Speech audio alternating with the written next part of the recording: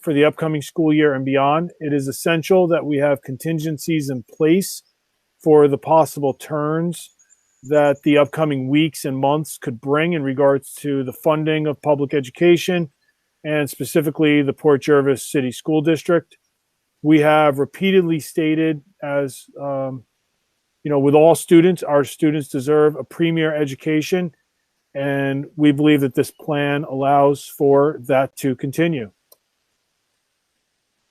To recapitulate what we spoke about last week, we have the initial numbers from the state. We are aware of the pandemic's effect on the economy thus far and that which may continue into the future. These financial concerns include several variables, inclusive of the amount of state aid, the federal funding amounts, as well as what each of these will be in the subsequent years. That being said, we need to operate on the knowns while also obviously planning for the variables. One known is that we are at the point that we need to finalize our budget proposal to allow our community to provide their position on the plan, the programs that we offer our students, and really the overall continued progress of our school district. To this end, we will review the starting point once again and where we are now based on the feedback from the Board of Education thus far, and from there have our discussions. A review of the 2019-2020 budget from a general position, $75,160,916.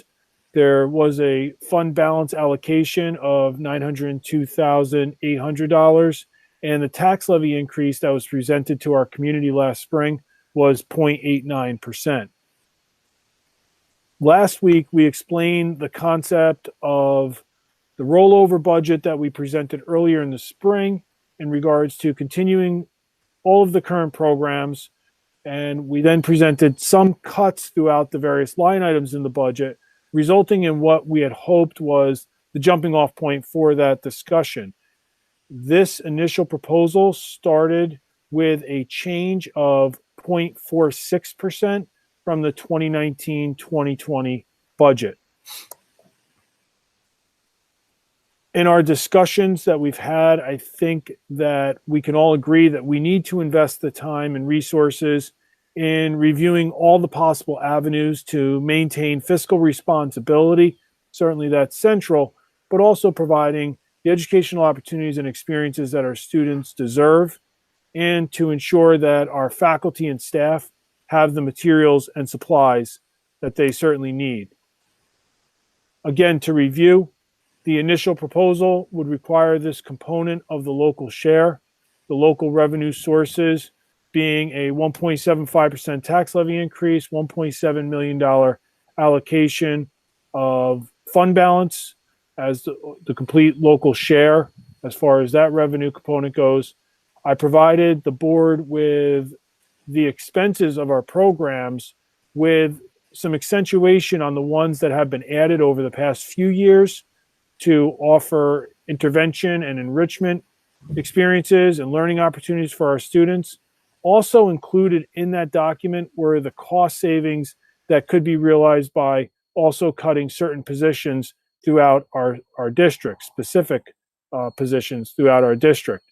I'm hopeful that when we discuss the current numbers, when we see where we are now, we can collectively agree that programs such as summer school, such as the school supplies that were provided to our elementary students and into middle school, that the transportation services that were added to ensure consistent access to these programs, and the essential component, our staffing, should be addressed as final measures.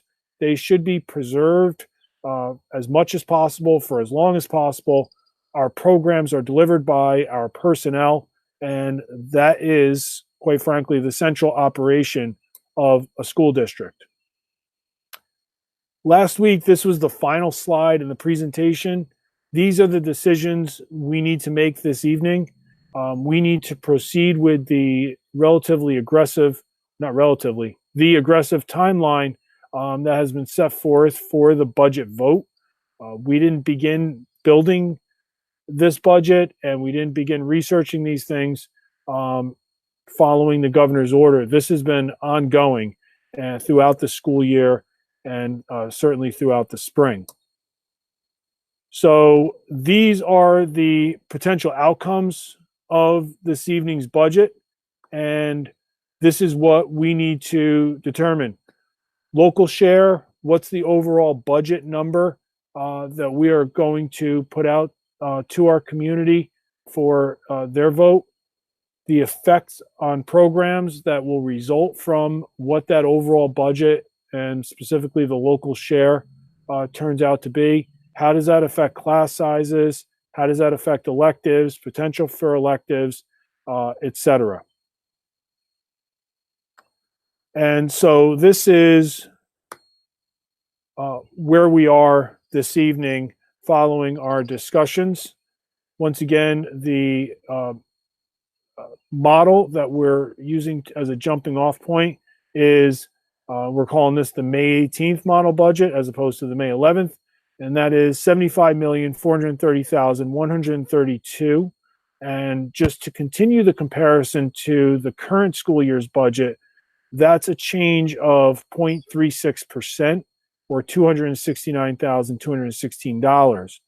I do want to stress the importance of that number when you factor in the expense of operating a school district, salary increases, contractual obligations, and to go from year to year at a 0.36% certainly takes a lot of effort to get to that point, for lack of a better term. So ultimately, what does this mean? If this were to be the ultimate budget that the Board of Education adopts, this would yield a proposed tax levy increase of 1.39% and certainly lower than the 1.75% that we used to begin the dialogue last week. And this also resulted in a decrease in the allocation of fund balance in order to close that funding gap of $1.6 million plus. So with that, I'll stop sharing the screen, and we certainly would welcome an opportunity to answer any questions or provide more detail regarding these numbers and what really how that all came about.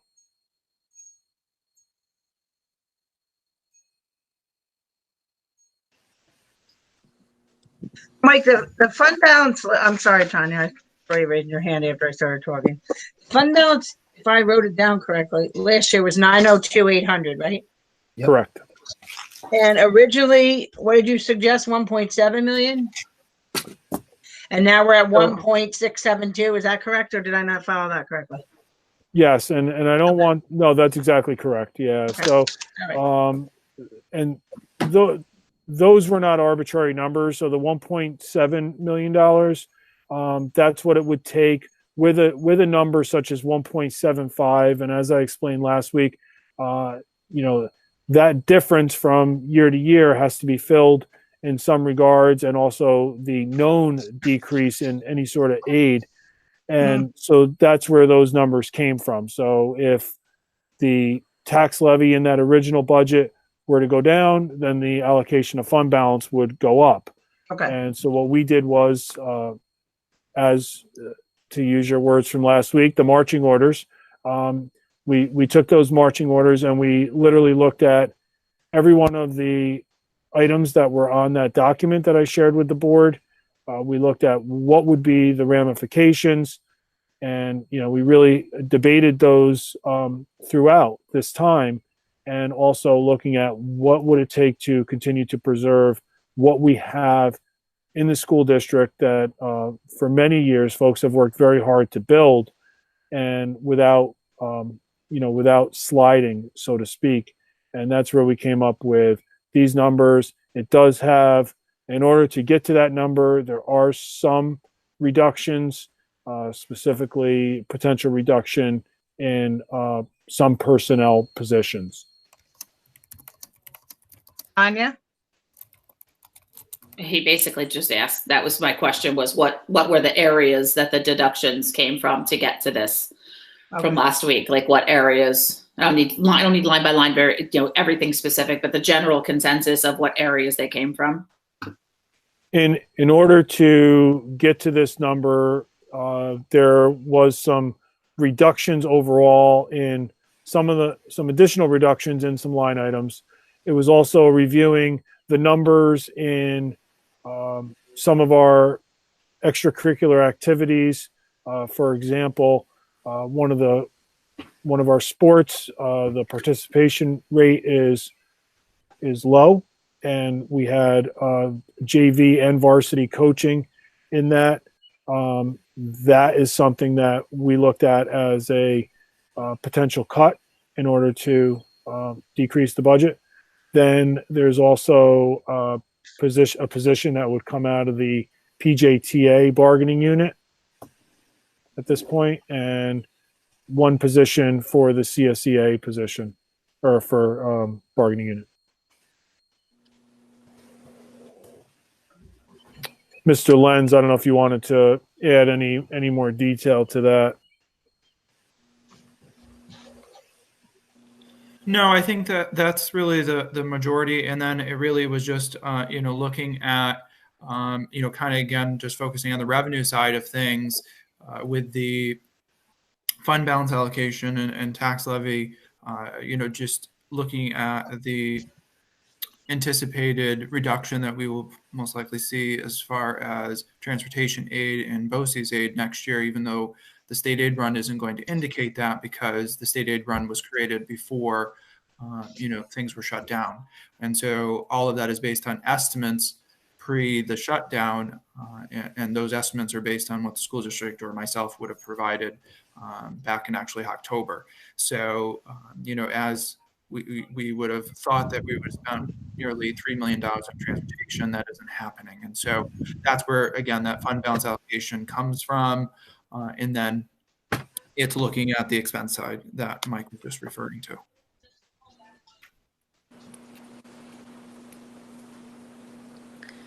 Judy? I have a question. I know we had spoken about summer school, and were there any updates on that regarding what the status of what we'll be doing this year from the governor?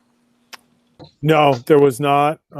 We were hopeful that there was going to be at least some communication out regarding summer camps, because certainly, those are small businesses, if you will, in addition to being community-based.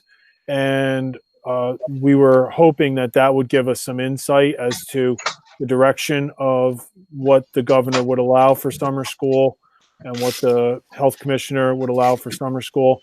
The only word that we have thus far is that that communication and directive is expected by the end of this month to allow summer camps to prepare for the upcoming summer. So piggying back on that same question, what would then happen to the funds that we perhaps allot for summer school at that point, Mr. Lenz?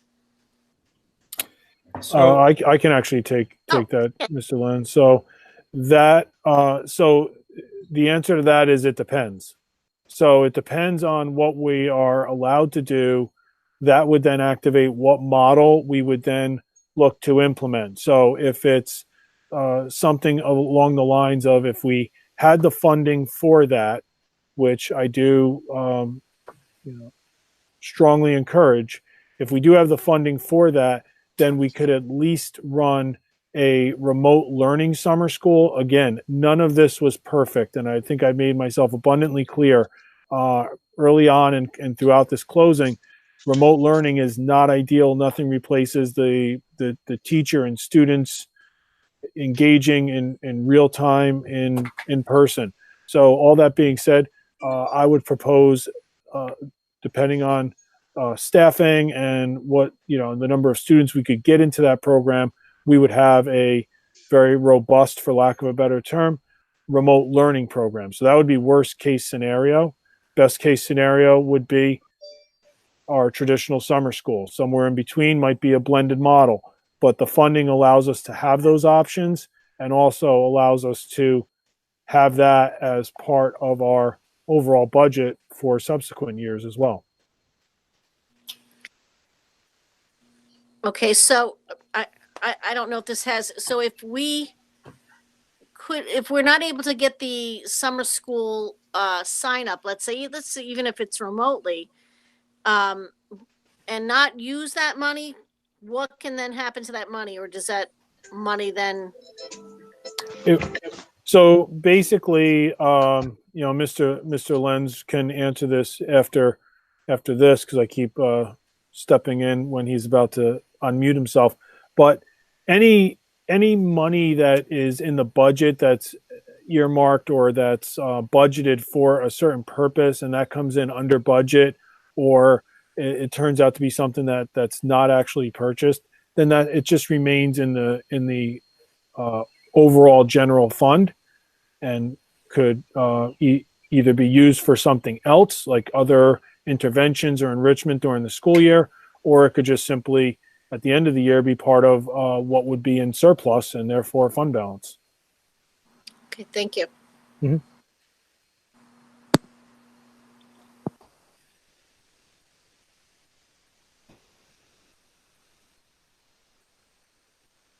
Joe, did you want to add anything to that?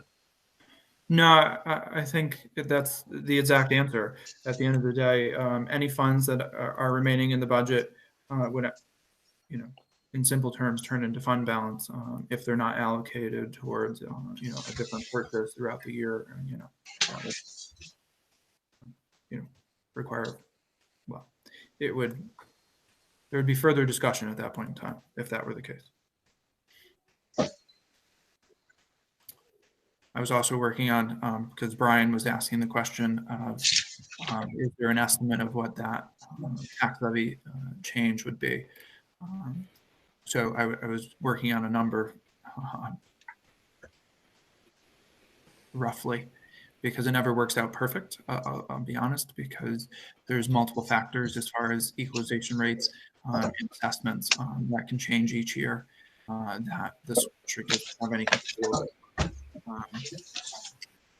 The reason, Joe, I know it's a difficult thing to do, Joe. No, I was just doing up the number, and I'll tell you. So, in the city of Port Jervis, it would be 93 cents per thousand is my initial estimate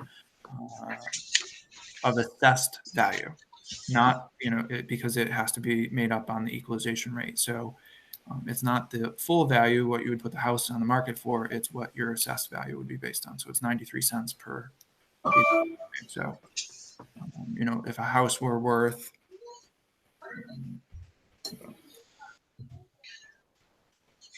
$100,000, it would be about $38 a year, right?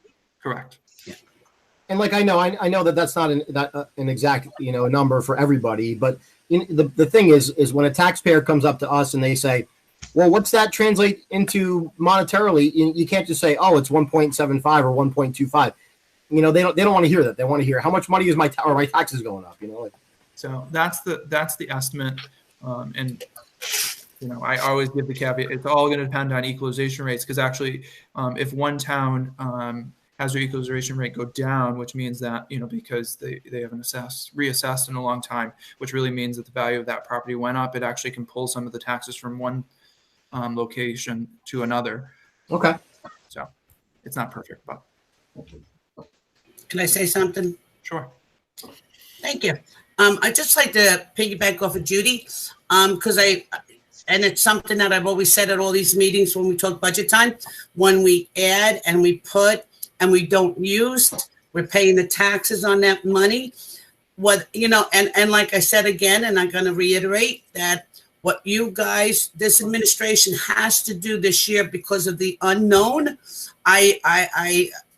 whatever you could do for the taxpayer, truly I would appreciate, and with all my heart. But it's not only this budget, it's prior budgets, and it's going to be budgets from in the coming years that things are put in, don't get used, and that money goes into a fund balance when this taxpayer today who didn't have to pay $100 could only pay $90, but is charged that $100 because it might be, or we put, they're always extenuating circumstances. This budget, whatever, my thing is, if you could do whatever you can for the taxpayer, I will be grateful for it, because this is going to hurt. This year is hurting everybody, and I think you did a wonderful job. I really do, and I thank you. We thank you, Flo, but I just want to clarify with the summer school, it's my position that if that funding is there, then that funding will be used. It's just how does it look? So I would really appreciate the opportunity to have the funding to allow for a summer school program, regardless of what it looks like. I understand it, but if it's virtual, it's one price. But if it's in-house, where they're coming and you're talking guards and you're talking transportation, you're adding to that. Am I wrong? No, you're partially correct in that if it was remote learning per se, then yes, there certainly would be a savings in the transportation lines, because there would be no transporting. But it would be my position that my proposal to the board, and ultimately to the teachers that would be willing to do it, is that the pay would be the same, because I would like summer school to be as vibrant as if the students were coming in to the greatest extent possible using the instructional technology that we do have. So, I mean, in all likelihood, if we were remote, there would likely be potentially less students that would participate. There would likely be some sections that just wouldn't run because of that. So there could be some inherent, balance to what was funded and what was actually used. Correct. But if I have my way, we will continue that learning throughout the summer. It's the expanded school day, expanded school year concept that I've been speaking about for the past couple of years. And like I said, Mr. Rydell, I appreciate it, but again, I'm thinking about, because prior years there's been so much fund balance left over because things were done more and accessible, or accessible to what we really need. And if you want the summer school and the kids go, but if the kids have to do it virtually, you're going to save that way. But yet we're going to have it funded for the bigger way. Well, unfortunately, that's our reality, right? And you and I have had those conversations. It's we have to prepare for things that we don't know what the outcome is going to ultimately be. So I want to be in the position that we can say, yes, we can provide that for our students, and we have frankly. Well, the other thing that I would piggyback on with that is, let's say we can't have a traditional summer school and provide some of the supports that we would like to during summer school. We may be looking at things even during the school year that we're going to need to, discuss, because AIS might need to look a little differently, or there's other programs that money could be allocated towards, because we're still going to need to assist those students. Just because they didn't get that help in the summer doesn't mean that they don't still need that help. And we might have to look at other programming options when they do return back to school in the fall. And what we exactly, Mr. Lenz, and that's what I was referring to as, the interventions and enrichment that would go into the fall. We also have to be cognizant that the students have been out of school since March 13th. There are related services that are provided to students that, while our service providers, OT, PT, speech, etc., they're doing everything they possibly can. We also have to be aware that could be a part of the instructional plan for next year, depending on what happens over the next several weeks. And I'm not talking in the realm of compensatory services per se, but certainly in providing everything our students need to, really everything they deserve. in that realm and in the academic realm. Just one other point. When this started, we had no idea this would be until the end of the school year. Obviously, we had no time to plan for this, and our staff, students have done an amazing job in adapting. So when we get word by the end of the month, whatever those, the opportunity will be for the summer program, it will give us time to prepare. It will give us time to be ready. And as Mr. Rydell mentioned before, is it remote, live, hybrid? We will make sure that we have the best program for our kids. Thank you. And I'll also point out, we've been building these models throughout, right? Not knowing what it was going to look like. But I also want to point out what could happen when everyone works together and takes care of things. Look at what happened with the meaningful learning activities that our teachers put together, right? We started seeing some schools, specifically down in Westchester County, having someone test positive that was connected to the school, and they would get shut down. And we put out to the teachers a week and a half before we ended up closing that they could start putting together some materials in the event that we're in that position. And then our teachers came in on March 16th and continued working on that. I'll put those activities up against anyone's. I mean, I didn't see, other school districts per se, but they were amazing what our students went home with to bridge those first couple of weeks of that closing. If we have a month to plan and work with our teachers and offer those opportunities, yeah. Can you imagine what can happen in that month as we prepare for summer school? So yeah, I mean, we could build the skeleton of it all, but we have personnel that they'll put this together, and there will be a return on investment. Thank you.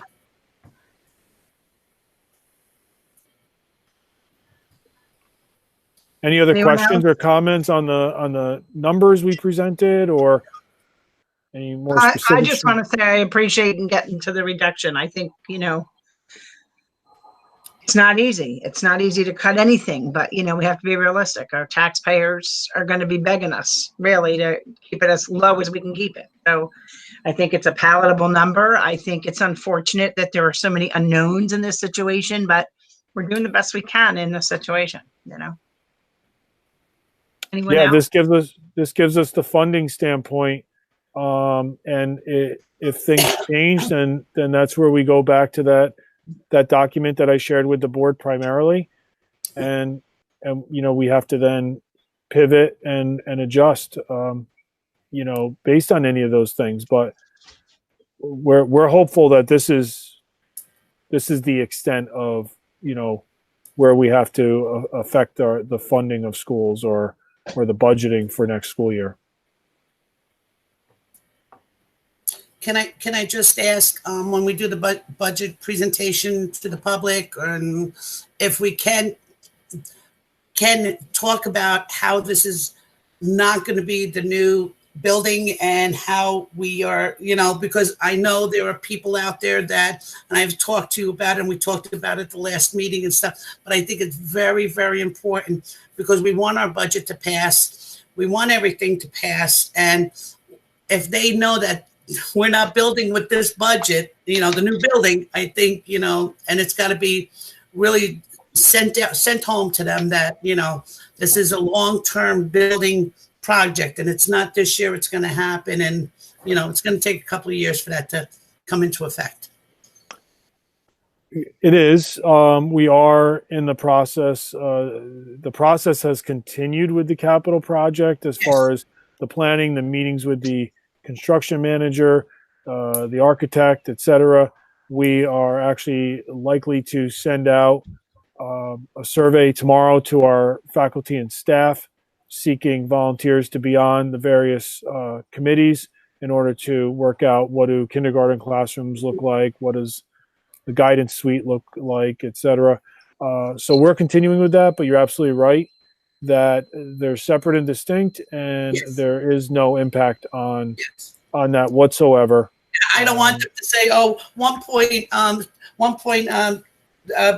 3.9, oh, that's going for the new building. I don't want them to do that. And I want them, and I want, oh no, I'm going to vote it down because, you know, they're using, no, if we could really specifically hit home with that, you know, I think it would help us. Mike, can I add one other piece to that? During the interviews of the construction manager process, and some of you were part of that process, one of the key questions that really posed to these different organizations is what types of precautions would you take during this construction process in terms of safety, hygiene, and whatnot. And you know, we were really blown away, you know, by the responses and the precautions and measures they'll take to ensure that there's of hygiene being promoted across all their workers and all safety precautions in this age of what we're dealing with right now. And I think that's, you know, important, you know, to get out there. Thank you.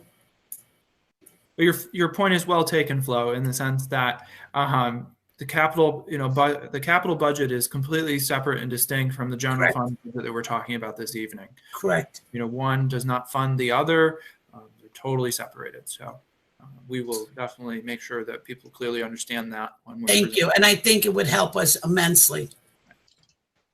Thank you. Anyone else?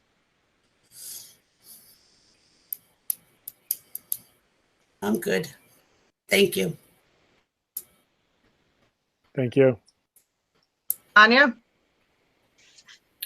Were there any additional retirements? And if there are we replacing those positions? We did receive 2 retirements as a result of reopening that window. And as it stands right now, based on the grade levels, nothing has changed at this point regarding what whether or not they would be replaced. One of the things that we are very firm on is doing everything we can to maintain and preserve our current class sizes, and so that would be instrumental there. And you know, we will continue to work with our building administrators to see if there are any changes in, for example, AIS services, and that someone could now be a classroom teacher that was doing AIS, et cetera. But as of right now, both of those positions would be posted for and would be filled.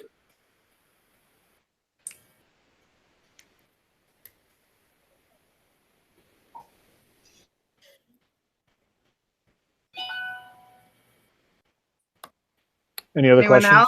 else? I'm fine. Thank you. Well, I guess then that's it. So the CSEA position that I was referencing, that would be through attrition, through a retirement, and Okay. And we are, like I said, we are closely looking at what we can do for any of the teaching positions. But again, it's very dependent on what the certification area is and what the needs are of our students, and that's why at this point, on this evening, I'm saying that they're scheduled to be filled. So I'll just do a reminder that, so ultimately this number will be put in front of the board on Wednesday for, you know, the official vote to include it as a proposition on the absentee ballots that will be being mailed shortly to everyone's home. And again, those are due back June 9th by 5 p.m. In order to be counted. So. And they have to send them back by mail, or can they drop them off at Thompson Street if people are concerned about? Once it gets close, you know, and we all know that the mail probably takes about 3 days at this point because it's not as quick as it was. How about a month? I know. So it can take a week. I mean, ultimately, To answer your question, Tanya, it needs to be in the position of the board clerk by 5 p.m. on June 9th. So if someone wants to drop it off at 9 Thompson Street, sure. If they want to mail it, they need to make sure, like Mr. Lenz is saying, that there's enough of a window for it to make it back to district office by 5 o'clock on June 9th.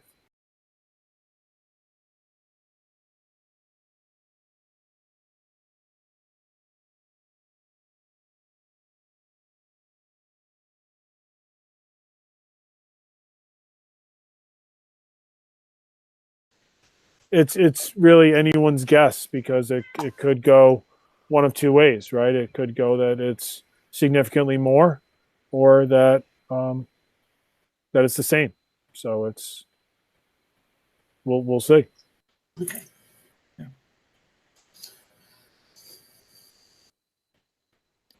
It'll take a little time for them to show up in people's mailboxes. So if they don't turn them back quickly, you're absolutely, it's one of those, they're not going to make it back to us on time. That's the part I'm most afraid of. But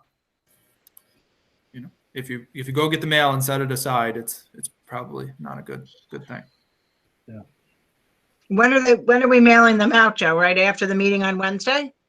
So the goal is that they go to print tomorrow is the goal, based on the discussion, and hopeful that so based on our discussion this evening, that you then accept the proposal on Wednesday, and the goal is that they're definitely mailed by next Tuesday.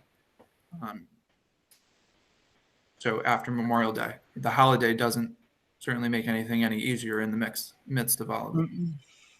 Well, that gives them what, about 14 days? 2 weeks? Yeah, it's a short window. Okay.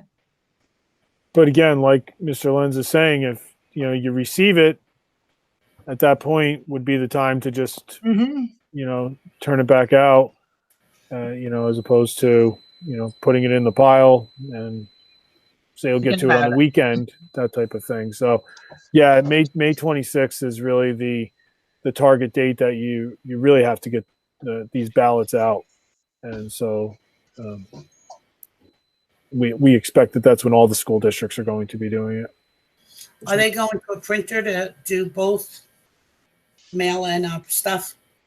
So yes, so they're going directly from the company. The printer ultimately is taking it, and they're going to be directly mailed because they're coming first class, because we can't do it typically how we would do most of our mailings in a bulk way. So we have to send them first class just because of timing. So yeah, they'll go directly to the post office and be mailed. That's why we're trying to move as quick as we can. Okay. But like Mike was saying, post office is going to be inundated because all of us, all of the districts are going to be literally mailing the ballots pretty much at the exact same time. My concern is, as a tax collector, January 1st, how many thousands of bills go out, and it could be a month and a half before I get something back that wasn't delivered. The mail, I'm sorry, it's not like it used to be. And I'm not kidding when I said a month. People might not get it for a month. And then what? But it's not our responsibility. We mailed them out. They'll be postmarked, and nothing we could do. And I can tell you, if anybody's got a forwarding address, business that I'm at, we created a forwarding address last July, and we're waiting anywhere from 4 to 7 weeks to have it forwarded to us. So that's what I'm saying. Yeah, it's crazy. It's a shame. Yeah. To the credit of the United States Postal Service, they actually proactively reached out to us, recognizing how the stakes of all this and how big of a deal this was, and provided insight that, quite frankly, by the time we got that call, we already had, as far as timing goes, different options for mailing and the postage, etc. But nonetheless, my takeaway, Joe, you could jump in whenever you want, was that they're committed to. They know that this has to get done and get done quickly, and so it was.